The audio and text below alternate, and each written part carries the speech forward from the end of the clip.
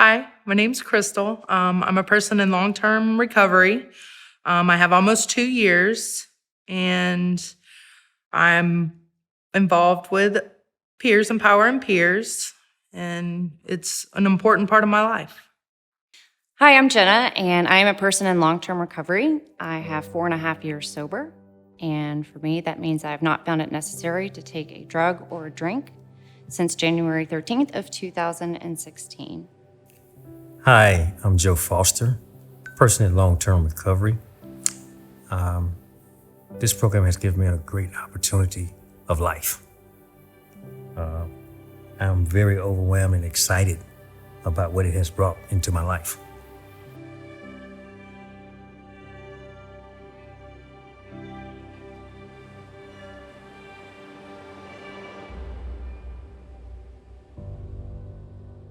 Community is one of the big reasons I stay sober. Going to church, being connected, doing activities through the church, which I'm blessed that some of the members of Peers Empowering Peers go to the same church I do. So it's exciting. It's like we're a family, and it's great. A community, the definition of community is a group of people with a common characteristic or a group of people who live together, who share a common characteristic. And when I entered into Right Side Up, I was surrounded by a group of women who had the same similarities as me and had all experienced the same pitfalls of addiction, who had experienced, either losing a child or, ending up in jails and institutions, et cetera. And I remember that feeling that I had when I had that sense of community, and I know that I didn't ever want to lose that. So when I graduated Right Side Up, I wanted to continue that. And so what I did was I enrolled myself into Mary Hall Freedom House Higher Ground 3 program here in Fulton County in Sandy Springs. And with that, again, I was surrounded by a group of women who were supportive and who were just like me. I can't emphasize enough, I'm not alone. I need to surround myself with those individuals that's going through what I'm going through. That would be I got to have that I'm not alone.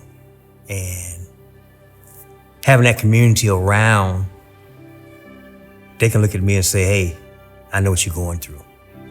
I feel like I wouldn't be as far in my recovery as I am if it wasn't for the help of Peers Empowering Peers, for sure. I got my kids back. I bought a house, and I have a family now. And it's amazing. All the resources that I got, like in the trauma meetings and just talking one-on-one, getting advice after not having my kids for so long, knowing that it wasn't gonna be all peaches and cream when I got them back, that it was gonna take work on, both sides, setting boundaries, and I feel like it set me up for success. So Peers Empowering Peers, I think, is a great resource, for people who are looking for resources and support. It's not a handout by any means, but it is a place where they can come to for resources and to get some of their questions answered. And at the same time, they are empowering them and encouraging them to start taking responsibility for their own recovery and for their own lives, and start putting in the footwork to help the next person in line who needs their help, so they can become a resource for them as well. Staying connected is one of the biggest things that I've taken away from, being in recovery. And Amanda told me a very long time ago that the opposite of addiction is connection. And when you have connection, you build community.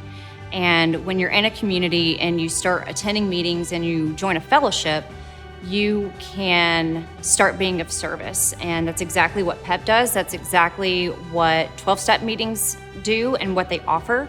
I am grateful enough to be secretary for the Right Side Up Alumni Association, and I am also secretary for Crystal Meth Anonymous Unspun here in Roswell.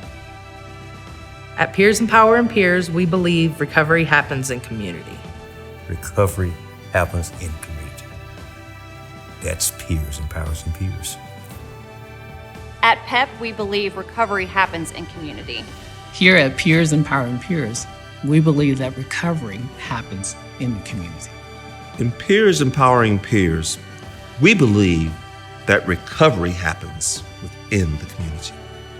At Peer Empowering Peers, we believe that recovery happens in communities.